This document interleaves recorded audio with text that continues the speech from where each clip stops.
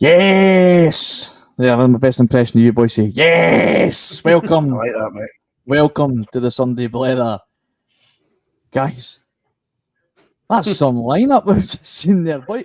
That's no hang about. Just get it up. Just get it up, Phil. Bombshell. Absolute bombshell to start on. Yes, there we go. The lineup is out. Just get it up, mate. We are rocking and rolling because we've got a game to watch today. It's 2 minutes past 11 and I'm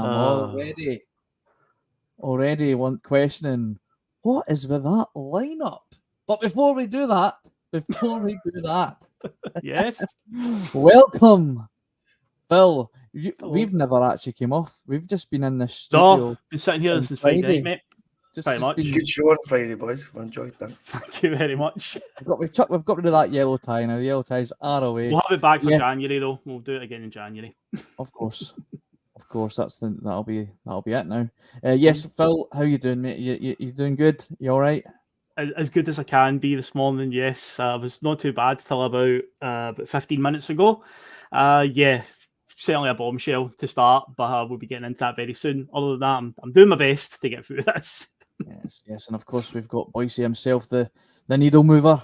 The numbers went up to over 5,000 views last Sunday. Phil, where were you? That's it, mate. That's it. That's Sunday Blether, the new and improved, mate. That's it, man. The needle mover, Mr. Bhoycie. How you doing, man? You good?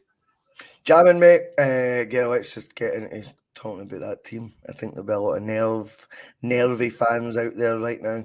We'll get onto it. Yeah, quickly hit the subscribe button, give us a like, share, slagger here, hit that bell, notifications that the bus is on its way. Become a Bhoycie Bus member for a small cost of $1.99. All our content is free. There's no extra. It's just a way to support the bus, keep the wheels on the road. Piesports.com, 12.5% off your order at the checkout with bus code bus 1888. Breathe. Okay. Well done. Let's go. Well done, mate. Let's go. Get that lineup back. Get that lineup. Yep. No worries at all, mate. And here you go. Couple of surprises, guys. Phil, I'm going to come straight to you. No Nat Phillips today. Surprised at that? Not even on the bench. We sign an emergency centre back for cover, and he ends up becoming part of the emergency as well. There was a rumour doing the rounds, I believe, on Friday night from. I think it came from Tam Celtic, who obviously is Celtic's Twitter's notorious joker, put something out there, and people probably thought, he's just kidding around. No, it turned out it looks like Nat Phillips has got an injury, so he has now become part of the problem, sadly. It's just weird. The only thing that happen to Celtic at the moment, the freakish bad luck we're having with our centre-back injuries is just unheard of, and it continues, sadly. I just can't believe that at all. Mental. Yeah, Bhoycie, he's been parachuted in, and as he's flown into Lennoxtown, he's just smacked straight into that big glass window. Like many centre-backs seem to these days. I mean, it's just a weird one, isn't it? I think when you look at that team, there's a feeling that, like, if that's the best we can come up with right after a transfer window we entered with a treble winning side, and that's then the first derby lineup after a transfer window we had a treble winning side at the beginning of, and the most amount of money in Celtic's history. That's what we can muster for the first derby of the next season. It doesn't take a rocket scientist to work out maybe said window has not quite been as on point as not just happy clappers, but some people who just can't see the woods for the trees. I just think we need to be honest here. If that is what you're left with after a window that we entered with such a strong hand, if you like, then I'm afraid that says it all. As for Brendan, that's the cards. It's not that he's been dealt, that he has took a part in playing, unfortunately. Now, that's where my tune will change. And I'm not going to be shy in changing opinions in situations either. When it comes to the window, I was full of optimism because of the Brendan factor. At the end of the day, he's had more than enough time to get his message across to the board. Leopards don't change their spots. The onus was on him to drive that board to making the window look something as close to possible as how he wanted it to. If he's been unable to achieve that goal, that's a failure on his part as well. He is just as complicit in it. If that's the team the manager only has left, then that's on him as well, I'm afraid. And from whatever is left there, if he still thinks that's the best combination in terms of the lineup, i.e. David Turnbull in the midfield, things like this, then you know, he's a better manager than even I thought. Because I don't think mere mortals can come out of Mordor today with it 3 points. I hope I am wrong. I genuinely hope I am wrong. Obviously, for reasons that are pretty clear. But I look at that and I go, do you know what? You've not had one arm tied behind your back. You've helped tie the hand behind your back, Brendan. And this is now what comes out of it. If this is Rodgers light, as I've alluded to many times, then that's the lineup you can expect. Yeah, I mean, another big surprise for me is now last week, one of the only positives that I could have managed to pull out of that was Yang's performance, Phil. And the only change that's been made from last weekend is our best performing player has dropped to the bench. Now, is that to do with perhaps, I think someone mentioned there was comments made by him that he was a bit nervous at the thought of Ibrox. So is that right? I caught a tweet earlier just as I was coming on. I don't know if any of you have seen that, or any of the guys and girls in the comments have seen it. But is that coming to Brendan's thinking that perhaps this fixture's just a little bit too big for Yang? But for me, what I was saying to you on Friday night was that he's one of those young players that play with no fear. Yeah. And just plays his football. I'm just quite surprised that if that is a reason that's why he's been dropped. Yeah, if that is somehow a reason, then I've got news for Yang. We're going to have to play them frequently at Ibrox while you're here at Celtic. That's part of the job. That's part of your remit. No time for all of that stuff. I mean, I said on Friday night, we're talking about potential curveballs to put in the team. I think Michael Beale has been preparing for a bad on Maeda. Yang is an unknown quantity, so I was leaning more towards you would put Yang in. And as I said as well, and this is what disappointed me the most, is after the sort of stale start that we've had to the season, Michael Beale will have watched our games, him and his scouts, and they'll be like, we know how Celtic are going to play. 4-2-3-1, they're going to do a lot of sideways passing, they're going to hold on to the ball a lot. As long as we don't open up any gaps, they won't find a way through, because they seem to not be able to find each other in the final third. So I thought, well, if today is the day to throw a curveball in there, because he will be very much, this is how Celtic are going to play. And literally that lineup's came up and it's the exact same as last week against St Johnstone. And again, that'll just play right into their thinking and their hands, the way they were prepared this week. And it's like, so unless we've got some turnaround in the tempo to how we're going to play, then it is quite worrying at the moment. And as I say, I thought today would be a great day to throw in a curveball and really catch them out. But that lineup to me suggesting we're going to see a similar performance to last week, a lot of sideways passing or holding onto the ball. And if Rangers just do their job, are we going to find a way through? I mean, I hope so. I bloody well hope so. But it's at the moment, I'm kind of not too confident at the moment, David. There's a name that keeps coming up in the chat so far, Bhoycie, that has alluded not only the starting lineup but the bench itself, and that is Tomoki Iwata. This guy was the best performing player in the J League before he came to Celtic. Looked like he was going to slot in there okay for me. I've seen nothing to suggest that he's injured. All I can see so far is Brendan just doesn't fancy him. Quite surprised, even though after Kwon's disastrous debut, that he's even getting ahead of Iwata in the starting lineup. I kind of thought that Iwata might have been the missing ingredient for this Brendan Rodgers side to help out the ever so lonely looking Callum McGregor at the minute. What's your thoughts on the Iwata disappearance? I think it's an interesting one, because whilst he had that award of J League Player of the Year and all this sort of thing, we've got to also be honest. I think if you're hedging your bets or hanging your hat on Tomoki Iwata based on what you've seen him doing a Celtic shirt for the first derby of the season, and I don't know, I think that would show you that the team's nowhere near as strong as what we might have thought. I mean, I probably agree that there would be a place for him, certainly in my squad and perhaps the first team as well. But at the same time, I've not seen loads from him that's made me go, oh, wow, what a player we've got in our hands here. I've not. And I think instinctively the first thing you say is, this was the J League's Player of the Year. He's been at Celtic 8 months. You're instinctively heart back to his previous club's achievements as opposed to what he's done in the Celtic shirt. I don't blame you for that. I just think it tells you that there's maybe the squad has fallen a wee bit. I mean, the one thing I'll take away is that we are playing a team that got absolutely roasted midweek. They've been pish all season as well, and I do think our manager is better than theirs. No two ways about it. I think we need to, when we look how the teams line up, or certainly how Celtic line up, I think if they can ride out the first 15 minutes, ride out that sort of inevitable storm that comes their way, right? And that's how they play, the staunchness, the blood, the thunder, it'll all be ramped up and it'll be 100 mile an hour and all that pish. And as long as we can sort of try and ride that out, then I think there could be, what I would say with that Celtic team is, I would like to think it might be a simple manner of playing, and that being, we might just try to get in behind with the front three.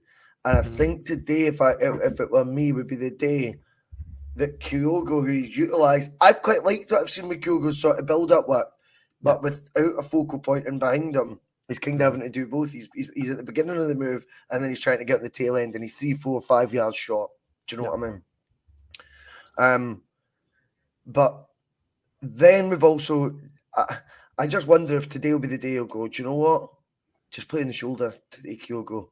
And the front three, all of them, we just try and go, if you get the ball and they're doing this press, because they're going to be demanded by their fans to be like obviously on the high press, be in the front foot, etc.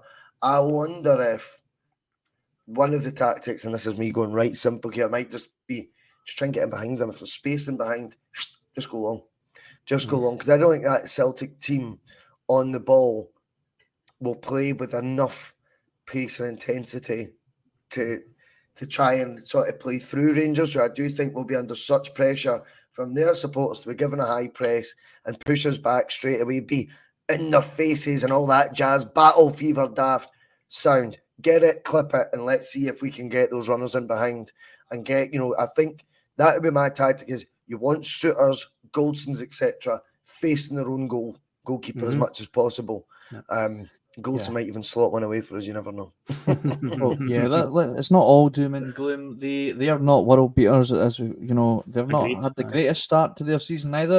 A lot of their fans are concerned about their backline just as much as we've probably been concerned about ours. And I think Kyogo can still have a field day, especially if they likes to be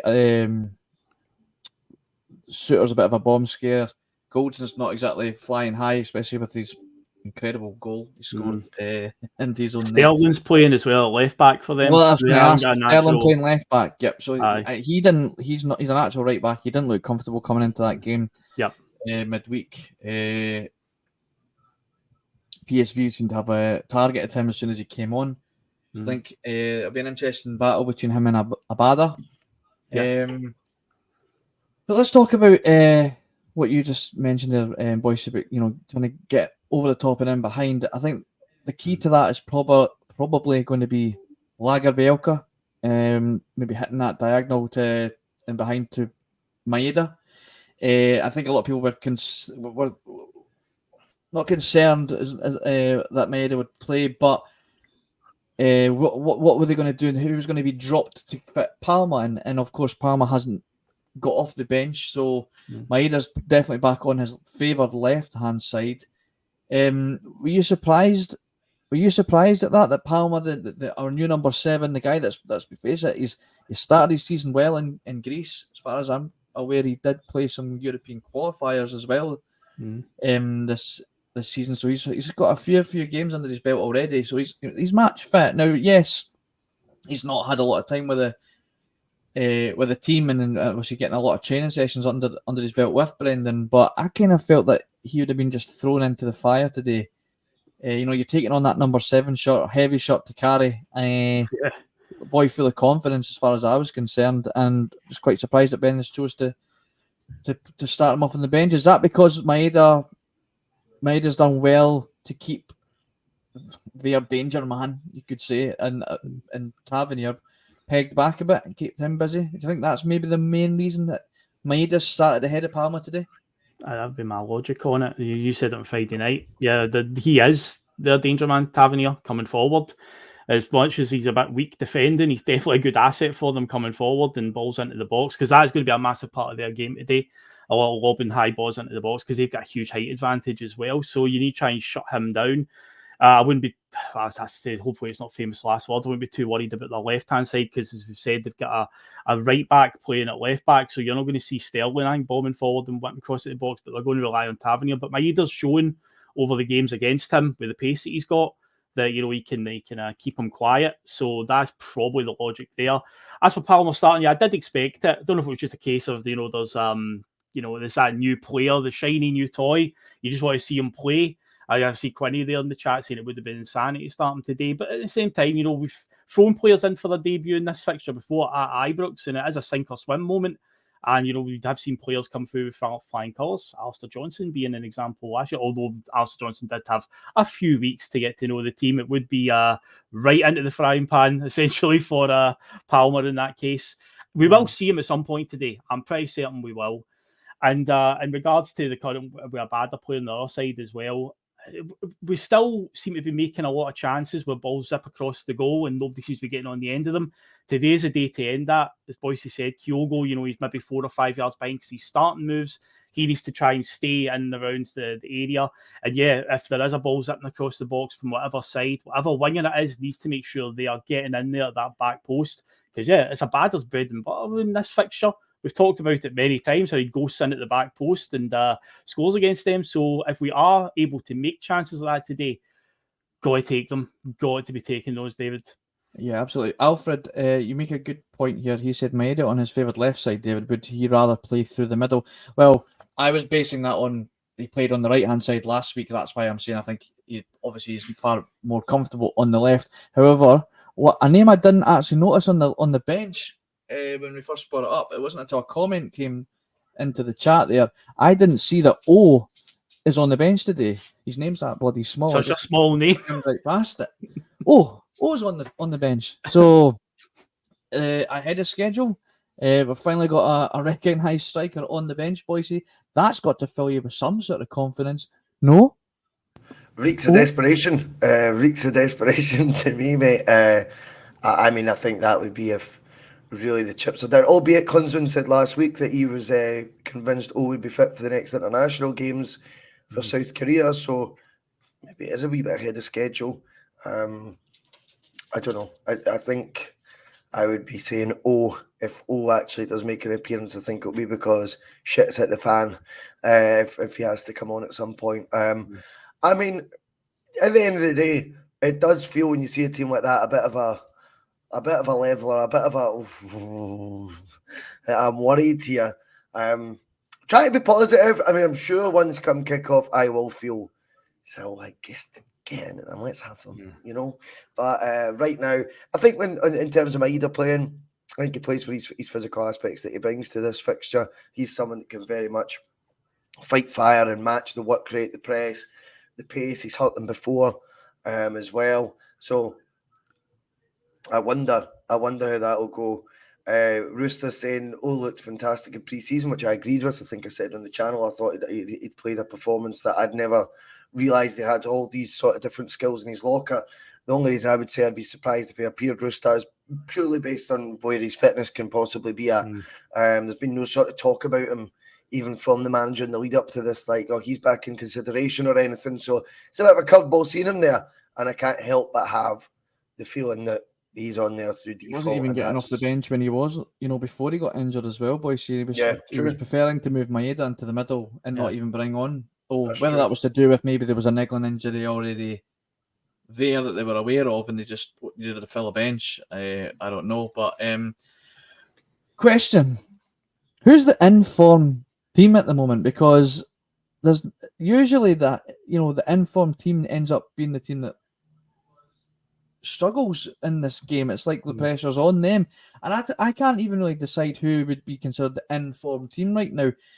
I mean, both managers are a wee bit under pressure at the minute, and I can't remember the last time that there's been a derby where both teams are not playing brilliantly and both managers are feeling the pressure or having pressure put on them so early on. Quite an intriguing game, I think it's going to be, if I'm being honest, Phil. What's your thoughts? Can Rangers put that European thumping to one side and just park it? Whereas our last two games have been poor. have been more domestically, and it's maybe it's a bit harder to kind of park that to one side when it's a more domestic football that you're not doing so brilliantly in. Yeah, I think they'll be able to put that aside because this is the biggest fixture. Basically, this is one. If you can't get up for this on either side of the divide, then what are you doing in this fixture? So I think they will be mad up for it, as Russell said earlier on. You know, they'll come out all blood and thunder, first 15 minutes and so on. They're always the same. Ibrox, we're just going to need to weather that storm. And both teams overall, though, have had a pretty poor start to the season. In fact, in Brendan's final season of his first term, both teams started pretty poorly that season as well. And yeah, so it's one of these ones where it could be a bit of a scrappy one out there today. So neither team's really, you know, looking convincing. I mean, right now, say at this stage, as bad as it sounds, well, a draw would be an okay enough result for us. But overall, you know, in terms of like, we've got to keep out a bit of perspective here that this is only the 4th game of the season. There are 34 games to go after this. Even if we win today, 34 games to go, one way to go. There's a lot of variables that have happened, David, in the last few days that are going to play into our hands over the next few months with the European schedule. They're going to be playing on Sundays. Now, what was one thing that we moaned about last season? The way the schedule seemed to always be that we would play behind them. As fixtures kept getting moved around by TV and whatnot, and we were playing on Sundays and they were always playing Saturdays. They'll still find a way. They'll still find a way. What will happen now is with their games getting moved, any Saturday game will get moved, and if it's a 3 o'clock on a Saturday, they might be playing, it'll be 3 o'clock on a Sunday now. But you're probably right. Don't be surprised. They'll be playing tea time Sundays. That's the new Sky slot. 6 p.m. on a Sunday. So there is that factor to consider where we'll have 6 chances really to put a bit of pressure on them, where if we're behind or if we're a little bit more in front, we can put a bit of pressure and say, okay, over to you now, let's see what you've got. And you've got to be realistic. They're probably going to get to that League Cup final. So that'll be 2 weekends where they'll get games postponed for the semi-final and the final, which again will put games on the back burner. And this is all before we play them again in December. So there is a lot of football to be played and a lot of variables that are coming up. It'll just be a case of whatever happens today, we need to make sure that after the international break, you know, we've got players back and we've got a system that's working and we start getting the 3 points on the board consistently to keep that pressure on them, because it's no good to say, well, these variables, if we don't make the most of it now and take our chances here. So after today, I say, whatever happens, will be. But yeah, after this international break, you know, we can't afford to fall behind or start making more mistakes. We need to be on top of it now when these players come back from injury, especially. You know, this is no excuses then, David. No, absolutely not. Now, there's another name that isn't even on the bench today, and that's our deadline day signing, Bernardo. Where is he? What's going on? Yeah, David, I expected to see a couple of curveballs in the lineup. I'd said that, you know, the debutants, I thought there would have been a wee curveball for Brendan in the lineup today, which, whether it made a lot of sense or not, would just give Rangers something to ponder that they couldn't really prepare for. That was kind of my basis of thinking of it. I thought Nat Phillips would have started. I'm guessing he's picked up a knock already in the bogey position of centre-back these days. That just seems to be the way it is now. If you see you play centre-back for Celtic, you break a leg. It's just unbelievable right now. But I miss Beaton. Sorry, keep going. You're right. Since until beat on, I was never happy. I don't know what you've got till it's gone, boys. Phone him now. Chapman beat on. What's happening? If you didn't laugh, you'll greet her. Do you know what, as well? I mean, it is only right, and I think there's a few folk in the live chat. Not that I like to be like guided as to how the narrative of conversation goes by other people. I think we've got to just be honest. But there has got to be some positives here as well. See, at the end of the day, if that front three had started under Ange in our peak form last season, we'd have found a way to have made it make sense. Jota was out the team at times last season as well, on form.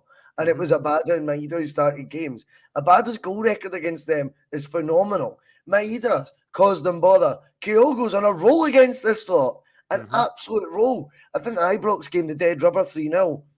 You know, that aside, he was scoring goals against them for fun after the turn of the year. 5 goals he scored in, 3 games? Something like that. Yep, so 5 and 3, yep. 5 and 3 for Kyogo. That front three still playing today.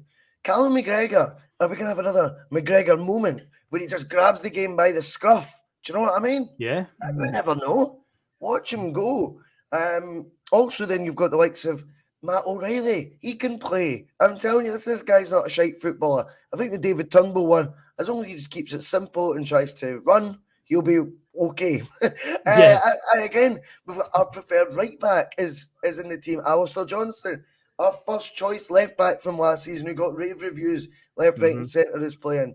And we've got a £3 million centre half who's joined the club with a very decent reputation in centre defence, and Joe Hart still in goals. I mean, we need to look at it as well and go, this is not going to be a side as bad as what we are making out either. I think on the back of a window, it's the torch, as I said, at the whole way through it, the torch starts to shine brighter as the window gets closer to ending and those signings haven't came in. It was never blind faith in the board. I had a blind faith in Brendan that the window would be more compelling, Monty, than what it's been. That's why when you then see the team on the back of, because it's in the backdrop of the window just closing Friday night, lads, that's why the team looks maybe worse than what it actually is. And if you want that positive spin, which one of their front three would you rather was in ours today? Fucking none of them. I'll tell you that right now. Yep. None of them. That front three Celtic has right now is more than enough to scare their defence. Have you seen them trying to defend Luke de Jong? I mean, we talk about pace all the time. We keep talking about, we've not got any pace here and there. Luke de Jong can run the length of his cell. I'm quicker than Luke de Jong after Trenty Marlborough Lights for breakfast.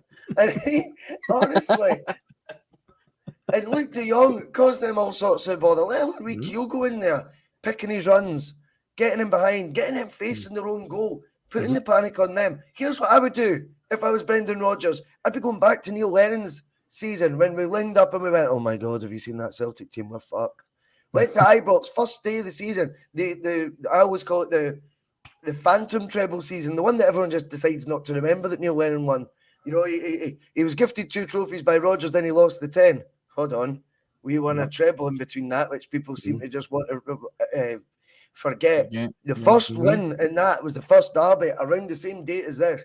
We went to Ibrox unfancied. See, if the kick-off, if we get kick-off, hoof it right up to that corner flag and pin those bastards in. Yes. Set a tone. That was genius by Lennon to do that. That was just so clever. It was like a rugby move. That's what I'd be doing. I'd be doing something just to catch them off guard and go, didn't let the team fool you or the team sheet fool you. Watch us. We're still better than you. Do something that makes them start thinking. And I don't know. I think they can still be got at just as much. We're very self-critical, which I like about Celtic fans because we live in what is maybe a real world. They always just think the world beaters, no matter who they are. They could sign a player for 10 grand tomorrow and they'll say he's worth 10 million. It's just the reality of it. We live in a different world. We try to be more realistic. But I think, we've got to be honest. We've got to be honest and say they ain't any great shakes either. And that we do have strength in our team that can hurt them big time as well. Definitely. Oh, absolutely. Listen, being critical can come across as being negative, but I think it's more just a case of just striving to be better, and that's all. That's what we always want, and that's why we're always looking for these transfer windows to be better. So, when you see what we had in our heads of what could be possibly coming in, the names that are being mentioned, and then they don't come in, and then you see the lineup. Yes, you're right. That kind of almost puts a bit more of a negative spin on it because you've just had it in your mind that we're going to see this new look Celtic team. But in the grand scheme of things, still a lot of players on that side that are treble winners from last season, and we have to try and remember that. We're going through a bit of a change in the tactics with the manager, and we're just going to have to hold on tight, and hopefully, maybe today, I said to you before we came on, Phil, maybe this is the day where it all just clicks. We're going up against a team that are also, they're not flying full of confidence, who will want to attack us today at home. Yeah, they're going to leave them space in behind. It's a totally different style of football we're up against today. Let's look at it like this, David. Who's under more pressure today? Us or them?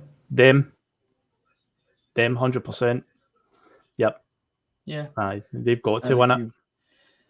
I'd agree with that. Now, I want to bring this up because I think this is going to, we always go into this games concerned about how's the referees going to perform today. there's always that little added bit of spice on how is VAR going to get involved? Are the referees going to be leaning towards one side rather than sticking through the middle? Well, I don't know if any of you noticed this. This was last week, but Mike Dean was on Up Front with Simon Jordan, but he was discussing VAR. Now, if you don't know, I'm sure Mike Dean is now in. He is. He's a pundit now on Sky Sports. Yeah, but the season that I'm ready to talk about was he was in the VAR room more often than not. He was one of the top guys in the VAR. Yeah, he was one of the top guys. So when Mike Dean was on the podcast, he was discussing an incident where Romero at Tottenham had pulled on Cucurell's hair and put him to the ground. Now, this is what Mike Dean had to say about not allowing the referee on the pitch to come and look at the screen. He said, I missed the stupid hair pull at Chelsea versus Tottenham, which was pathetic from my point of view. It's one of them where if I had my time again, what would I do? I'd send Anthony Taylor to the screen. I think I knew if I did send him to the screen, he cautioned both managers. He's had a hell of a game. It's been such a tough game end to end. I said to Anthony afterwards, I just didn't want to send you to the screen after what has gone on in the game. I didn't want to send him up because he is a mate as well as a referee. And I think I didn't want to send him up because I didn't want any more grief than he already had. Now, these comments from one of the top refereeing officials in the Premier League has put the whole thing under scrutiny. All his colleagues now are under the microscope of, so is this what you do then? It's always been a bit of a, do they have a bit of bias there? Or are they professionals and they stick it to the middle? Now, that's led on to Alan Stubbs being on a podcast recently, and his comments were about when he was asked about his Mike Dean's comments, and he discussed about a time when he was playing for Celtic against Rangers. He said, we had a Stonewall penalty, which was not given, and I've gone to the referee and I'm saying to him, how on earth can you not be given that? In probably much different language from what you'd say. He basically ran past me and said, while I'm refereeing, you'll never get a penalty against Rangers. I know the game he's talking about. It's the Stefan Mahe one in a New Year's game in '99. It's a stonewaller every day of the week. Oh, ridiculous. Absolutely ridiculous. I know the exact one he's talking about. Bhoycie, after hearing Mike Dean on Simon Jordan with those comments, and now obviously Alan Stubbs following up, has that went under the radar a wee bit? Because the VAR hasn't really been mentioned at all in the build-up to this game, probably due to the more the other ongoing news such as transfers and stuff. But are you concerned about the refereeing today? Is it something that you kind of put a microscope on, and does it concern you, or what will be for you when it comes? I think the transfer window and then the lineup today has kind of shifted the focus from the refs as a wee bit more than it normally. But I think if everything was hunky dory and we were going into the game full of confidence, then we'd be casting an eye over the who's in charge refereeing right in the refereeing department. Look, are they a fair entity? I think Stubbs' words that he said there, if he's on the money with that and he's completely speaking from a place of transparency and truth, then that has to be investigated. He has to be invited to go up to SFA and talk about that further, because it doesn't matter if it's historical or not. That is one hell of a bombshell allegation to make, that has been how officiating in this country has been, and it's actually been getting said and spoken to players, willingly, and openly, that you're not going to get a penalty against them with me, pal, sort of thing. I mean, if that has really been dialogue at any point in our game, that's corruption to the to the core. That's simple as that. What impact could the referee have today? Well, we know they are live. They don't give penalties against Rangers in the league at Ibrox. They just don't do it. The argument, of course, that just so few chances are created at Ibrox because they're so bloody good, is a wee bit of a myth as well. Let's hope that it doesn't play that big a part. Let's go back to last week, Phil, with the now whether it would have led to a goal or not, we don't know. But there's questions asked. So why did VAR not look at the Haksabanovic penalty incident, where, as far as I'm concerned, in real time it didn't look like a penalty, but when you slow it down and you look at the camera angle, he hooks his leg, he hooks his ankle, and there's contact in the box. Now, isn't that what VAR's for? If you don't see something in real time, referee, I have this screen in front of me and I can slow it down and look at different angles to then correct the decision. Was the referee protecting his mate? Could be. The questions are there to be asked, to be answered now. The questions are there to be asked, and we wait for an answer. We're not going to get one. No. But Mike Dean's comments, they are the cornerstone. They are the bar in British football, and they're the highest rated referees in the country. And if he has come out with I was trying to protect the mate, there's going to have to be something's got to be looked at. It completely throws VAR under the bus. It makes VAR totally redundant. Yep. And I don't even know where they go from there, to be honest. A lot. I just find it's bonkers that it's kind of went under the radar. But I actually asked you last night, boys, has this even been discussed in the pod? Because I didn't even know about it. I kept seeing like wee things about it on Twitter, but I wasn't paying much attention. And then they discussed it on TalkSport, and I was like, "What? What's this?" I couldn't believe my ears when they were talking about it, because it's been a big talking point since VAR came to the Scottish game. We were calling it the VAR season because of the amount of ridiculous decisions and ones that you were just scratching head at going, where do they come to that decision from, to not even look? And for that to come out, it's really put a massive microscope on the rest of the season for me. But we will see. We will see what. Referees shouldn't be just doing what helps their mate out. They should just be applying the rules regardless. I'm pretty sure last season when Andy Walker let slip something to do with we're privy to what the referees say to each other when there's a VAR consultation going on. Was there not something that came out that a referee had said to one, or the VAR official had said to the ref, just do whatever's easiest for you? Just basically saying, no, do whatever takes the pressure off you. It's like, no, you basically apply the rules. But we've discussed the VAR stuff just this a couple of weeks ago on Sunday Blether. Some of the things already that we've seen, like the Dundee handball or the Motherwell handball, the goalkeeper's got the ball in his hands and one of his defenders puts his hand on the ball, and it's like, well, that's a penalty. The ball is not went out for a set piece or anything. It's not like a dead ball. He's caught it from a save and he's standing with it in his hand, and they didn't even review it or nothing. So it's like they gave you the tools and they still can't get it right. And it seems down in England as well, they've also got their problems, and they should be just applying the rules. Not a case of, what makes it easiest for my pal here, referee union and stuff like that. No. You need to just apply the rules regardless. If it's a penalty, if it's a free kick, if it's a red card, whatever, that's what it is. Instead of just, I'll bail my friend out here, So it's nonsense that that's the case. And hopefully today we're not seeing any sort of shenanigans with that, with VAR and coming out of this game talking about another crazy decision. Hopefully it all just goes fine. But it's Don Robertson, I believe it's the referee today. I believe he's the one out in the pitch, and it'll be, I'm guessing Andrew Dallas will probably be the VAR official. I'm going to take a stab at him. I think he's like one of the main ones now, so I get him more often than not. So it'll probably be him in the VAR room. Wait and see what they conjure up today. Boys, we're up against a new goalkeeper behind the sticks, between the sticks for Rangers today, and Jack Butland no longer away up against Alan McGregor and his Zimmer, much younger, more athletic goalkeeper. It looks like he likes to come out and catch the ball, which McGregor was always kind of not a fan of doing.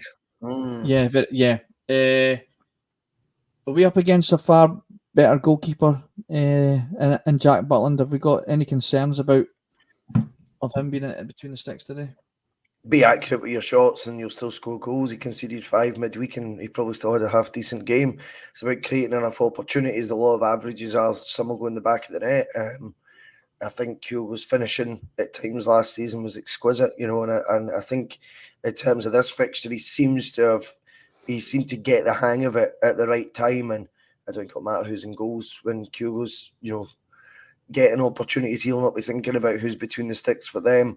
In terms of crosses into the box, we don't really play like that anyway, to be honest with you. So I'm not overly concerned. When was the last time Celtic scored from a corner? That's a massive concern for me, by the way. And that's kind of see when I saw Nat Phillips was coming in, I thought maybe he's the man that's going to be getting on the end of the in the box for and corners. Palmer looks like a good set piece taker. Yeah, he's not playing either. Mm-hmm. So yeah, Palmer. I think Palmer. We'll definitely see him today. I think we'll see him. See Jan. Whether we see that, like you said, Bhoycie, that might be down to desperation. If we're seeing coming on, especially if he is ahead of schedule. It's going to be an interesting one, that's for sure. I can't predict it. Before I came on today, I'd said to myself I'd be happy with a draw. You should never be happy with a draw. So I'm going to retract that, and I'm still going to die on my sword and go with a 2-1 victory today. That's my prediction today. Kyogo with both the goals. What's your predictions, Phil? Let's just get them in. We're rounding this up because the game is starting in 15 minutes. Yeah. So we also want to get you guys to get your pies in the oven for piesports.com, not pie.com. Yeah. Prediction, Phil?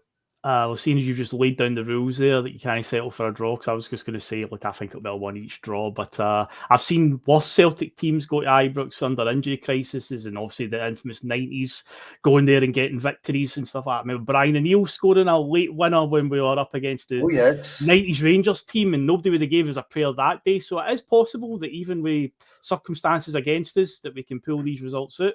So, I'll say a sneaky 1-0. If we're winning this one, it'll be a bit of a turgid game, and we'll sneak it 1-0 if we're going to win. But ultimately, a draw. I'm covering both bases. Sad, I'm chickening out. There you go. Yeah, Bhoycie, go on. Give us a good one. 2-0 Celtic. It'll be 2-0 Celtic. I think it could be very, very similar, like I've already alluded to the 2019 fixture when we went in unfancied and realised that actually they're shite. And we bummed them up for some strange reason again to be far better than what we thought. And I think we could get a 2-0 win, not without moments where we panic and we shit the bed and stuff, but 2-0 Celtic, let's do it. Yeah, let's be happy with that. Let's remember, neither fan bases seem to be overly confident going into today's game. So just, take that what you will. They're not, we're going to hammer you today. We're going to destroy you today. I've not had any of that. And I have to put up with a lot of them at work.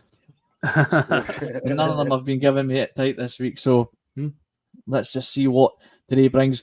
Bhoycie, have we got a post-match pish right after the game today? Yes. Me and Terry will be tearing lumps at each other as usual on the old PMP. Gloves are off. The gloves off today. Yes, the gloves are off, mate, as always. 2:30. When does the game finish? 2:00, didn't it? It'll be about 2ish. Yeah, so the game finishes right. Have to. Well, make sure you're back on for that. It's going to be box office no matter what the score is today. Of course. And of course, thanks again for joining us this lovely Sunday morning. Get your pies in the oven, get your asses on seats, get your beers in hands, and won the Celtic. Yeah, let's do it. Come on, boys. See you then.